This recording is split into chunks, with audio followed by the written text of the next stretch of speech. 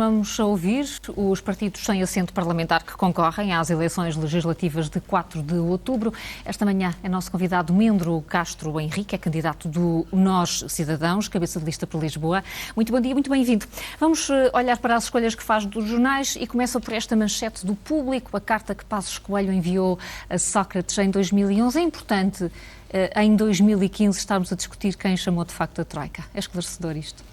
Bom dia, muito obrigado.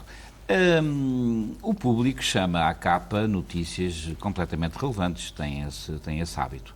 De facto, ao lermos isto faz-me pensar numa frase de Freud que dizia: quando Pedro fala de Paulo, diz-nos mais sobre Pedro do que sobre Paulo. E, de facto, esta carta, agora surgida, mostra o problema da transparência, porque durante 4 anos ouvimos o Primeiro-Ministro dizer que não concordava com a vinda da Troika e, segundo parece, de acordo com este documento, está bastante claro que quase que apelou à sua vinda. Por outro lado, podemos dizer, mesmo saída à Troika, ela continua, porque as políticas que foram recomendadas foram seguidas no que tinham de mau e não foram seguidas no que tinham de bom. Isto é, foram feitas as vendas das empresas mais rentáveis, não foi feita a reforma do Estado, as gorduras do Estado permanecem, foi feita uma reforma cosmética das freguesias que não interessa, não foi feita a verdadeira reforma dos municípios que uma força como Nós Cidadãos defende.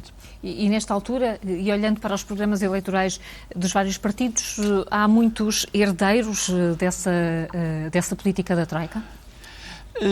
Digamos que PSD e PS estão amarrados como irmãos gêmeos, talvez não siameses, mas gêmeos certamente, não gêmeos perfeitos, mas gêmeos, porque não vemos diferenças significativas, não veremos com certeza, seja qual for deles, que eventualmente venha a governar em circunstâncias minoritárias, sempre depois do 4 de outubro. E por isso é que esta carta é importante, porque nos lembra que em política não se pode mentir. Em política tem que se ter transparência e isso significa ter uma visão das consequências das nossas afirmações.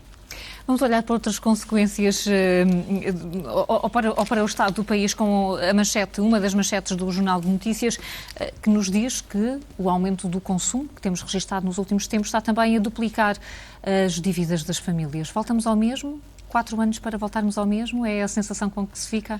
Infelizmente é pior, é um agravamento e faz parte do programa do Nós Cidadãos, como sabe, um grande enfoque nesta questão do chamado sobreendividamento das famílias, bem como do sobreendividamento das empresas. Nós ouvimos falar todos os dias das dívidas, da dívida soberana, da dívida do Estado, também há lá a agravar-se com os montantes e os números que se conhecem, ouvimos falar muito menos sobre isso.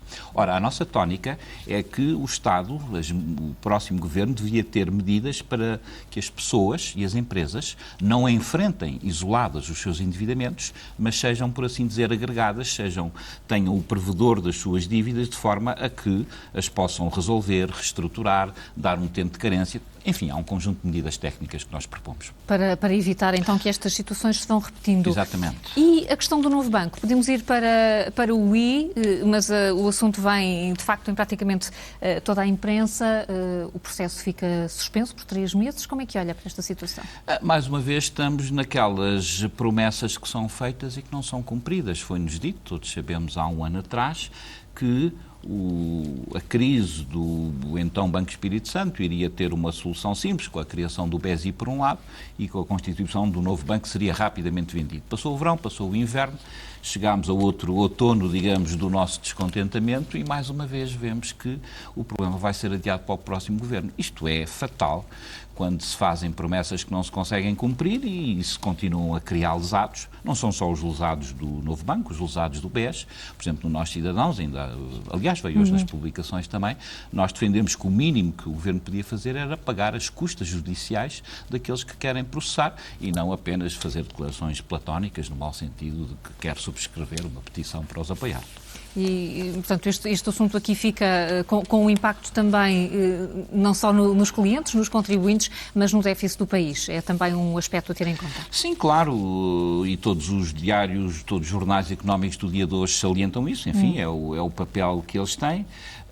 E, naturalmente, que nós só poderemos sair desta situação grave quando a tónica não for em sermos os cães de fila das decisões do Banco Central Europeu, mas quando o governo português usar os instrumentos que tem, mais uma vez, repito, para ajudar famílias endividadas e ajudar empresas endividadas. Isso não depende do Banco Central Europeu, nem depende de decisões europeias, depende da competência dos governantes. E com essas propostas, então, que também aqui foi relembrando, vamos olhar ainda, Mendes Castro Henrique, para a situação dos refugiados. É incontornável olharmos para isto. O que é que o país pode fazer? O que é que a Europa devia estar a fazer? Como é que se responde a isto? A questão é muito mais difícil do que qualquer resposta, como sabe perfeitamente. A nossa tradição humanista, o facto de termos, aliás, um alto comissário para os refugiados, o facto, por exemplo, de em 1974-75 termos acolhido 1 milhão de refugiados em Portugal, que vieram da África, e os termos integrado no nosso tecido, mostra que temos que acolher no destino, e aliás há 28 milhões de euros atribuídos para receber cerca de 3.084 refugiados. Não creio que isso seja um drama. Mas o problema não se resolve acolhendo. O problema tem que ser resolvido nas origens, e aí é que começa a complicação. Aí começa a complicação. Porque, de facto, a Europa, digamos, colheu ventos, semeou ventos, como se diz, está a colher tempestades, e enquanto não houver uma política muito mais dura relativamente aos elementos terroristas naqueles territórios do Médio Oriente, da Síria, este problema vai se pôr. Portanto, não basta acolher. É preciso que os Estados Unidos, em particular, e a NATO tomem medidas para resolver a situação na Síria. E isso, olhando para o que temos visto, vai ser um processo mais difícil, mais demorado? Conhece tão bem como eu porque é que não se fez, porque a Síria não é economicamente interessante, é o que se costuma dizer, embora tenha jazidas de gás natural no norte, ainda por explorar. O certo é que estou convicto de que, a prazo, essas medidas vão surgir, porque o exército islâmico, em particular, que é formado por antigos oficiais, essencialmente sunitas do exército de Saddam, e que não tem nada a perder, senão, enfim, aterrorizar e chamando a atenção do Ocidente. Aliás, é um erro que muita imprensa faz, que é divulgar aquelas imagens do terror. Não concorda com a divulgação não concordo, porque é fazer dessa... o serviço que eles querem, precisamente, é incutir o medo. Penso que um dia essa resposta de medo vai ter a sua contrapartida do ponto de vista ocidental. E com essa convicção que só assim é que vamos resolver, de facto, o problema dos refugiados. Vamos olhar para o Nós Cidadãos. Há uma notícia no Público, e agora voltamos ao Público, que dá conta de uma ação, ontem, dia 15 de setembro, que se assinalou um momento que vos é muito caro, calculo eu. Sim, isso não me fica muito bem estar-me a citar a mim mesmo, é verdade, mas o 15 de setembro isso pensamos que vale a pena citar. Nós achamos que o Nós Cidadãos precisamente nasce deste dia, talvez um dia ele venha a ser o Dia do Cidadão, ou o Dia da Cidadania. Achamos que é uma data histórica para Portugal, porque, como eu tive ontem a ocasião de dizer à comunicação social, marcou-se um momento em que o Estado Social não é uma conquista dos partidos, mas sim dos movimentos cidadãos. Bom, isso é o que nós somos. Nós somos realmente uma plataforma nacional de movimentos cidadãos e é assim que vamos estar na Assembleia da República. Pensamos nós. Pensam quais são as expectativas que têm para a campanha, que está quase a começar, e depois para os resultados de 4 de outubro? O que é que espera conseguir? As expectativas são muito positivas neste sentido. Nós achamos que vamos ter o mais jovem deputado da Assembleia da República, dos Açores, Ruben Correia, com 18 anos. Nós queremos que vamos ter o deputado fora da Europa, José Coutinho, aliás, tem saído a público nos jornais. E, naturalmente, que eu acredito em mim mesmo, que serei o deputado por Lisboa, até pelo grande número de eleitores e por uma campanha muito intensa que está a ser feito com o movimento em Sintra, em Oeiras, em Cascais e no Concelho de Lisboa. Então, estamos a fazer todos os esforços, com humildade, mas com muita determinação. E olhando para a atualidade, já percebemos algumas das ideias que o Nós Cidadãos defendem, mas em traços largos, quais são as grandes bandeiras das vossas propostas? É curioso que os jornais de hoje chamam a atenção, por exemplo, para a questão do endividamento, e uma das nossas bandeiras tem a ver com o combate, enfim, há medidas técnicas para isso, não vou estar aqui a elaborar. Outra das nossas bandeiras muito clara, que começou na Universidade de Coimbra, com José Veludo, e que depois passou para os nossos especialistas, Pedro Policarpo, João Gil Pedreira, tem a ver com a nova fórmula de financiamento da segurança social, isto é, não taxar as empresas conforme o número de trabalhadores, mas sim conforme o volume de negócios. Isso significaria que as microempresas, por exemplo, seriam quase todas isentas e que as grandes empresas, as RENs, as Galpes, as EDPs, as Refers, que vendem bens aos portugueses e às portuguesas, teriam que pagar um número maior.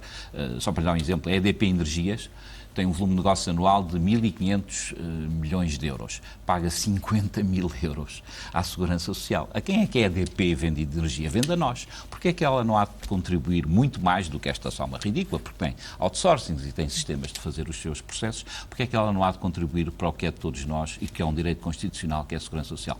Portanto, contra o endividamento, Segurança Social e depois, curiosamente, uma outra notícia que surge aqui também no jornal I, não é? Sim, sim, vamos olhar para ela, com certeza. Se me permite adiantar, na página 12, página 12, não é? Sim, sim, que tem a ver com o litoral alentejano.